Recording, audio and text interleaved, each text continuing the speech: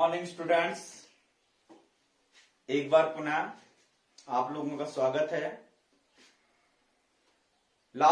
Previous topic जो हमने किए थे वो कूलाम के नियम से संबंधित टॉपिक थे, जिसमें सदिश निरूपण, परिणामी रूप और अध्यारोपण का सिद्धांत हमने कर दिया था।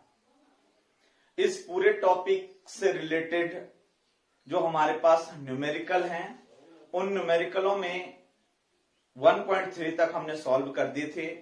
4 इजी है, 5 इजी है, और आप लोगों को मैंने पहले भी कहा था कि जो न्यूमेरिकल नहीं आएगा आप या तो मैसेज बॉक्स में टाइप करें या मुझे कॉल करके पूछ सकते हैं।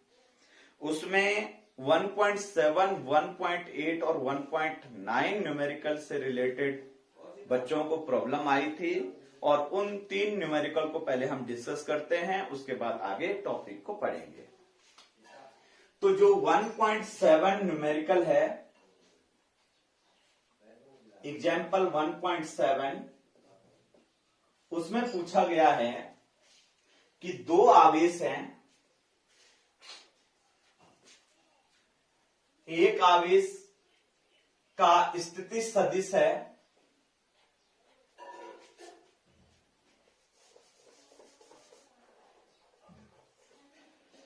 निर्देशांक पद्धति के रूप में। आप आराम से देखिए कि इसमें जो आवेश है, पहले आवेश का स्थिति सदिश पोजीशन वेक्टर निर्देशांक के रूप में दे रखे हैं 2 मीटर और 1 मीटर, जिसको मैं लिख रहा हूं 2i cap plus j cap. ये आपने 11th क्लास में पढ़ रखा है कि अगर निर्देशांक दिए हुए हों तो आप आराम से उनके मान लिख सकते हैं। x, y, y डैश और x डैश मूल बिंदु। दूसरा निर्देशांक दे रखा है बच्चों, दूसरा स्थिति सदिश गिवन है। दूसरा स्थिति सदिश हमारे पास है -2i प्लस 4j मीटर में। इसमें से एक आवेश है 2 माइक्रो कूलाम। आप इसको सही कर लेना, मिसप्रिंट हो रखा है माइक्रो, जिसको हम स्टैंडर्ड फॉर्म में लिख सकते हैं 2 × 10⁻⁻6 कूलाम। और दूसरा आवेश है Q2 बराबर है -5 माइक्रो कूलाम -5 × 10⁻⁻6 कूलाम। ये हमारे पास क्वेश्चन है। इस क्वेश्चन में यह पूछा गया है कि दोनों आवेशों के बीच में जो बल है, उस बल का मान हमारे को ज्ञात करना है।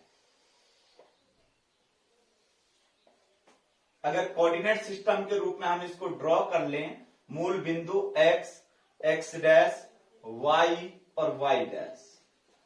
पहला जो आवेश स्थित है 2i, यानी कि x दिशा में 2 मीटर और y दिशा में 1 मीटर, तो लगभग इस पोजीशन को हम मान सकते हैं। यहां पर Q1 आवेश विद्यमान है। दूसरे आवेश की बात करते हैं -2i प्लस 4j, तो -2i लगभग यहां पे और 4j हो जाएगा यहां पे। ये हमारे पास 2 आवेश Q1 और Q2, 2 बिंदु आवेश स्थित है। अगर इन दोनों बिंदु आवेशों के बीच का जो स्थिति सदिश मैं ले रहा हूं 1 से लेके 2, तो स्थिति सदिश R1 से लेके 2, इन दोनों के बीच का जो पोजीशन वेक्टर है फ्रॉम 1 to 2, 1 से लेके 2, तो ये हमारे पास हो जाएगा बच्चों R1 vector minus R2 vector. अभी हम ये दूरी जो स्थितियां हैं, यानी कि डिस्प्लेसमेंट को हम सदिश रूप में यहां पर मान रहे हैं, सदिश रूप में ले रहे हैं, बाद में परिणामी रूप में व्यक्त कर लेंगे। दूसरा R12 वेक्टर को मैं लिख सकता हूं R2 के मान 2i plus j minus 2i plus 4j। तो R12 वेक्टर यानी कि Q1 और Q2 के बीच का जो स्थिति सदिश है वो हमारे पास बन जाएगा, इसमें से हम इसको घटाएंगे, प्लस हो जाएगा 4i माइनस 3j। ये आ गया इन दोनों के बीच का डिस्प्लेसमेंट। अब आप चाहो तो इस डिस्प्लेसमेंट को परिणामी रूप में भी ज्ञात कर सकते हैं और आप चाहो तो इसको ऐसा भी रख सकते हैं। अगर मैं परिणामी रूप में ज्ञात करता हूं R12 वेक्टर का परिमाण यानी कि Q1 आवेश से लेके Q2 आवेश के बीच की दूरी, ये विस्थापन है और अब मुझे इसका सिर्फ परिमाण निकालना यानी कि दूरी ज्ञात करनी है। और दूरी ज्ञात करने का तरीका आप जानते हैं बच्चों, कोऑर्डिनेट सिस्टम है 4 का स्क्वायर प्लस 3 का square that is equal to R12 vector का परिमाण बराबर है 5 मीटर। 4 का स्क्वायर 16, 3 का स्क्वायर 9, 16 प्लस 9 25, अंडर रूट 25 का मतलब है 5 मीटर। अब आवेश के मान भी गिवन है। अगर इस बल को हम सदिश रूप में ज्ञात करते हैं, अदिश रूप में, परिणामी रूप में अगर हम बल का मान निकालते हैं तो हमारे पास फॉर्मूला है K इंटू Q1 Q2 बटे में R का स्क्वायर। तो हमारे पास हो जाएगा F बराबर है K का मान 9 गुणा 10 की घात 9 इंटू Q1 का मान आपके पास है 2 गुणा 10 की घात -6 इंटू -5 गुणा 10 की घात -6 बटे में दोनों के बीच की दूरी का वर्ग 25। इसको आप सॉल्व कर सकते हैं और सॉल्व करके F का मान आ जाएगा आपके पास, F आपके पास आ जाएगा 5 दूनी 10, ये भी 10 हो जाएगा 9 बटे में 25 गुणा 10 की घात -2 मीटर। कैसे आया ये? 5 दूनी 10, एक घात मैंने ये बढ़ा दी है और आप चाहो तो -3 लिखोगे तो यहां 90 हो जाएगा। ये है इसका परिमाण, दोनों आवेशों के मध्य कार्यरत बल का परिमाण। लेकिन क्वेश्चन हमारे पास सदिश रूप में है, इसलिए हम इस क्वेश्चन को सदिश रूप में भी डिफाइन करेंगे, यानी कि बल को सदिश रूप में भी ज्ञात करेंगे। जब हम इस बल को सदिश रूप में ज्ञात करेंगे तो देखिए बच्चों, सदिश रूप में, सदिश में यानी कि बल हमने वेक्टर फॉर्म में ज्ञात करना है। बल को वेक्टर फॉर्म में ज्ञात करने के लिए चाहे बल एक के दूसरे पर लग रहा है चाहे दूसरा एक पर लग रहा है, दोनों बलों के परिमाण समान होते हैं लेकिन दोनों की दिशाएं एक दूसरे के विपरीत होती है।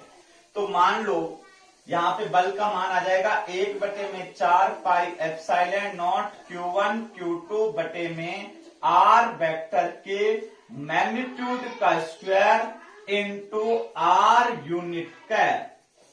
अगर 1-2 बल ज्ञात कर रहे हैं तो 1-2 और यहां पर भी 1-2। ध्यान देना बच्चों, ये आपने सदिश रूप में कूलाम के नियम को पढ़ा है। अब इसी चीज को क्या मैं ऐसा भी लिख सकता हूं कि अगर मैं यहां पर इसको वेक्टर फॉर्म में लिखता हूं तो वेक्टर, यूनिट वेक्टर को वेक्टर फॉर्म में हम लिख सकते हैं। हमारे पास होता है A वेक्टर बराबर है magnitude of A vector into direction of the A vector. तो यहां से डायरेक्शन आ जाएगी, एक सदिश को उसके परिमाण से हम भाग कर देंगे, यानी कि R12 वेक्टर बटे में R12 का मैग्नीट्यूड। तो ये तीनों मिलके Q बन जाएगा और आपके पास आ जाएगा F12 वेक्टर बराबर है 1/4 pi epsilon not Q1 Q2 बटे में R12 वेक्टर के मैग्नीट्यूड का क्यूब और R12 वेक्टर। एक बात का ध्यान रखना, Q1 Q2 विपरीत प्रकृति के हैं तो विपरीत प्रकृति में यहां से इस कैलकुलेट करके भी माइनस आएगा और यहां पर अभी देखते हैं हम क्या आता है उसको। देखिए सदिश रूप में, सदिश रूप में इसका मान आ गया बच्चों F12 वेक्टर इक्वल टू 1/4 पाई 9 गुणा के 10 की घात 9 इंटू 2 गुणा 10 की घात -6 इंटू -5 गुणा के 10 की घात -6 बटे में R12। इसका परिमाण हमने अभी ज्ञात किया था 5 आया था, 5 का क्यूब हमारे पास हो जाएगा 125 और R12 वेक्टर यानी कि 4i - 3j, ये हमारे पास इसके मान आ रहे हैं। अब इसको कैलकुलेट करेंगे तो कैलकुलेट करके वापस वही आ जाएगा 9/125 इंटू 10⁻⁴। ध्यान से देखिए 2 इंटू 5 10 हो जाएगा, 10 और ये दोनों मिलके 10, 12 में से 10 कम कर देंगे तो -2 और साथ में 4i - 3j वेक्टर माइनस के साथ। यहां पर ऋणात्मक चिन्ह जो इनिशियली में ऋणात्मक चिन्ह आ रहा है इसको आप सॉल्व कर सकते हैं। यहां ऋणात्मक चिन्ह यह व्यक्त कर रहा है कि दोनों आवेशों के मध्य जो बल लग रहा है वो आकर्षण प्रकृति का है, एक प्लस है तो दूसरा माइनस। ये था हमारे पास 1.7। इसके बाद हमारे पास है 1.8 एग्जाम्पल है।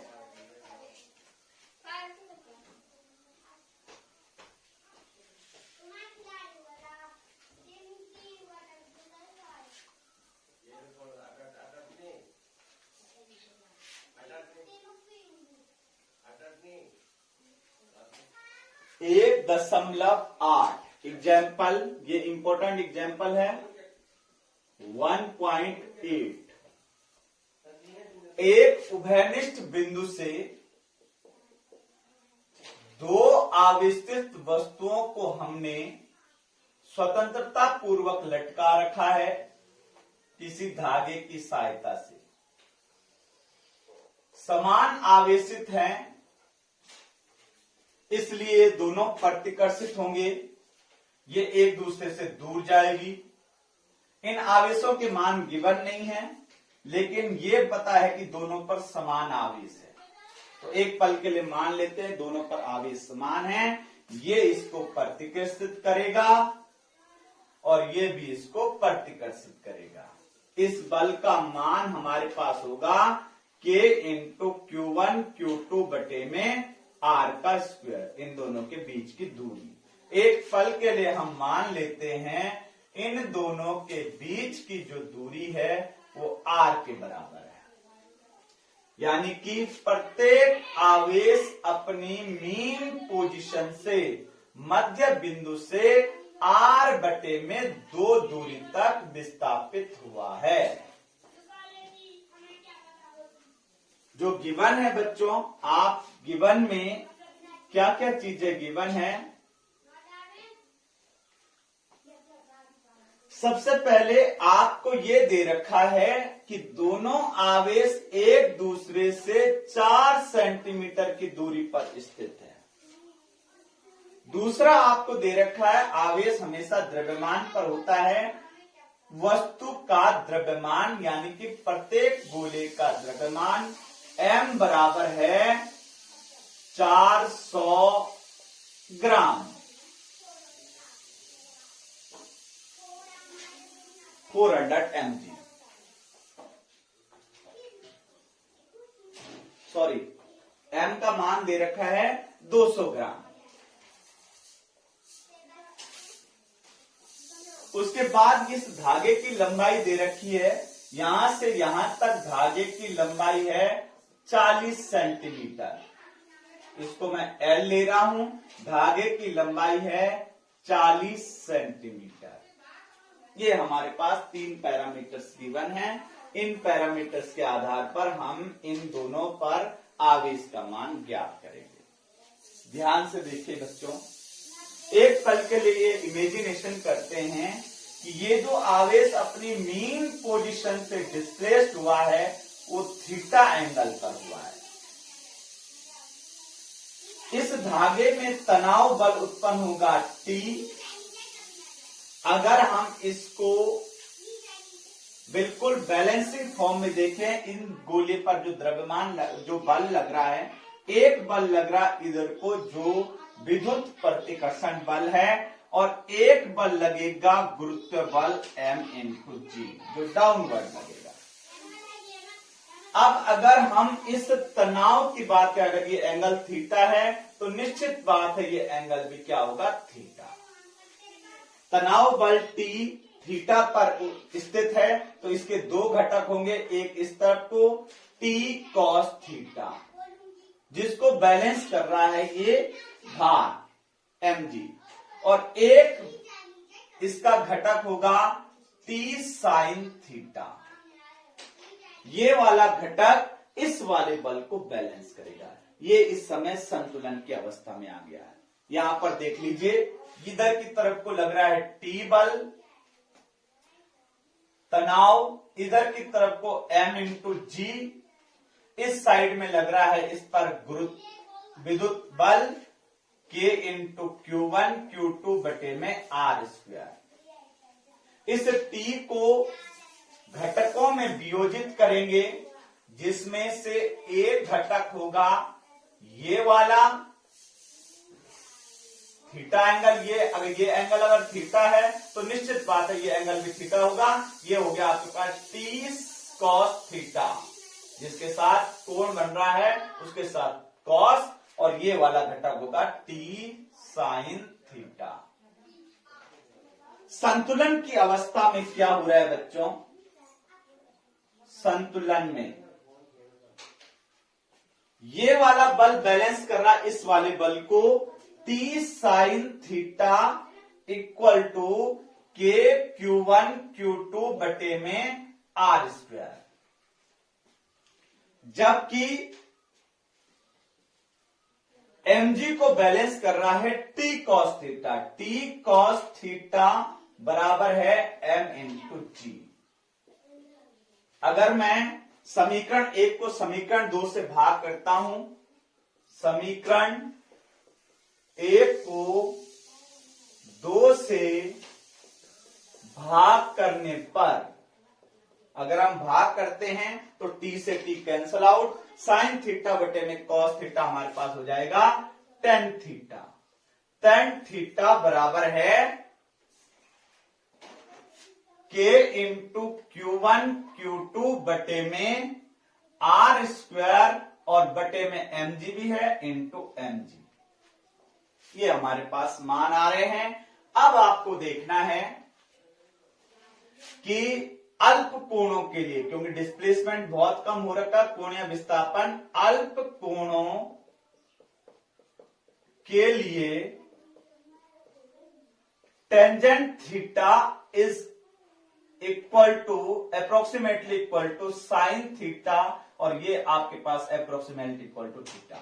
आप इसको ऐसे भी लिख सकते हैं अप्रोक्सीमेटली इक्वल टू थीटा, और इसी को आप साइन थीटा भी लिख सकते हैं। यानी कि tan की जगह पे बिना सोचे समझे आप साइन थीटा को उपयोग कर सकते हैं। तो this implies that sine theta बराबर है K/Q1 का मान भी है बच्चों Q, और दूसरे Q2 का मान भी है Q। तो मान रखेंगे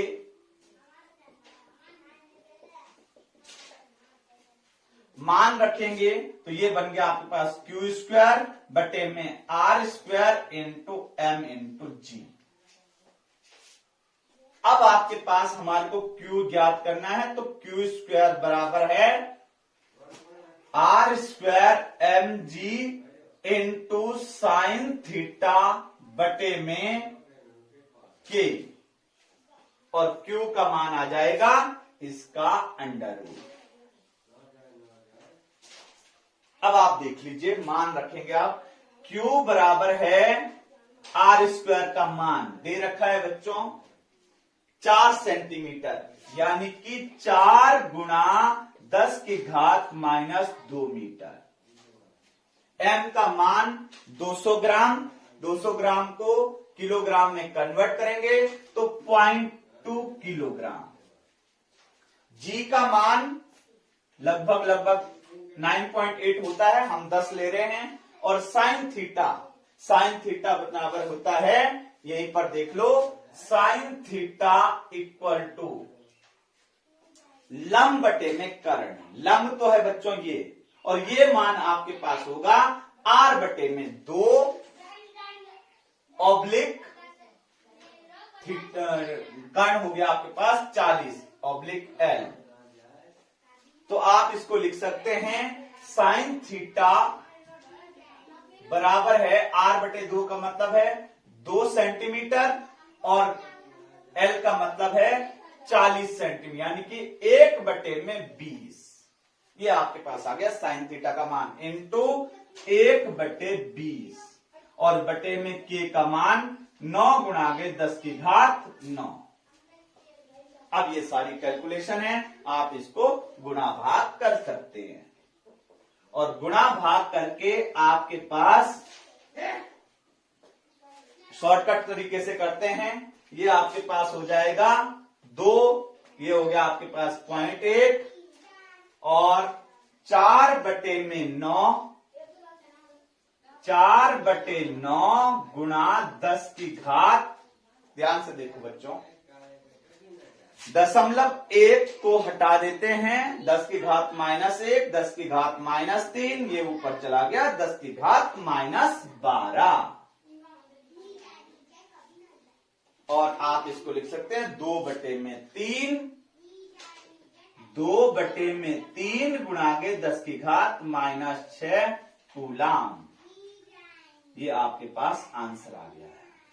4 का अंडर रूट 2 और 9 का अंडर रूट 3 और 12 का 6 हो जाएगा। 2 बटे में 3 गुणा 10 की घात 6 -6 कूलाम। ये था आपके पास 1.8 एग्जाम्पल, इसको नोट डाउन कर लीजिए।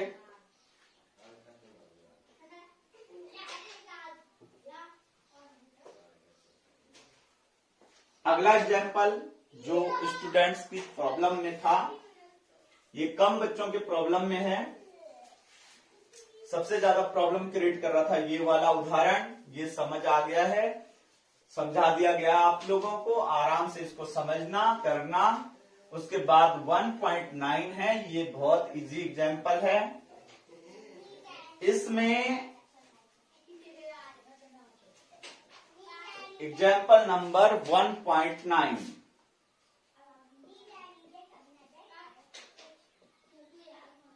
इसमें पूछा गया है कि 2 आवेश हैं।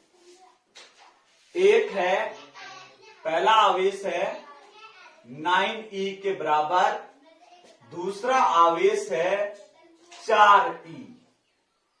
ये दोनों r दूरी पर स्थित हैं।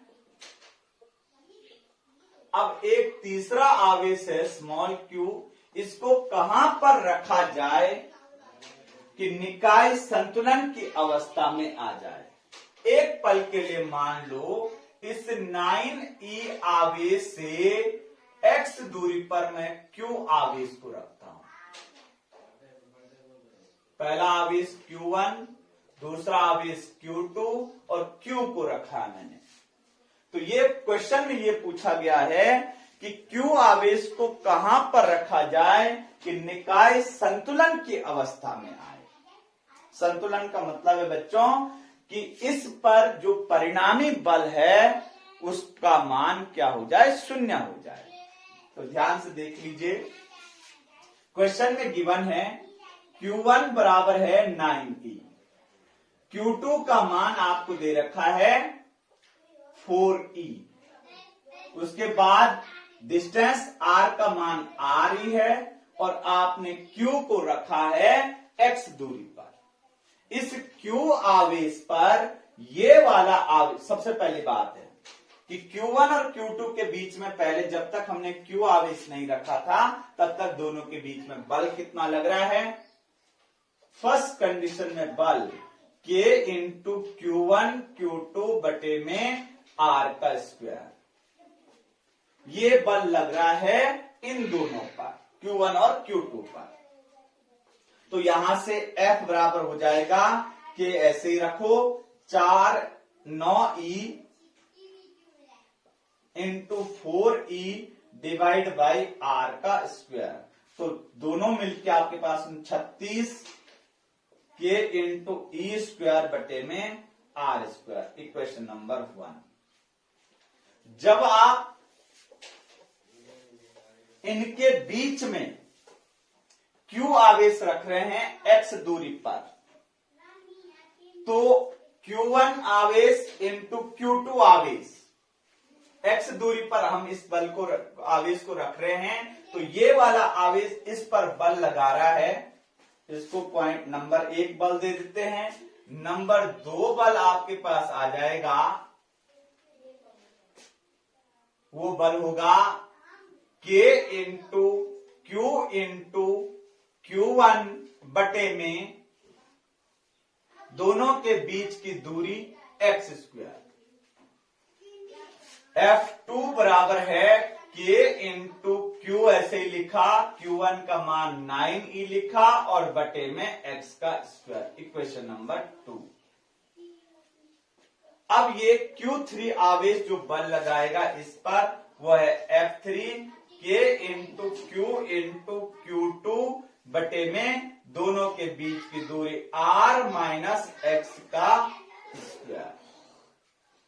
यानी कि F3 बराबर है K into Q into Q2 का मान 4E बटे में R माइनस x का होल स्क्वायर।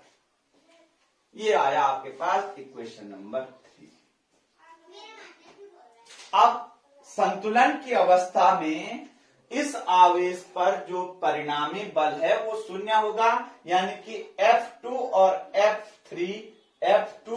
F3 दोनों क्या होंगे, बराबर होंगे। तो तब ये क्या हो जाएगा, संतुलन की अवस्था में। ये हमारे पास मान आए हैं। अब प्रश्नानुसार, प्रश्न क्या कहता है, प्रश्नानुसार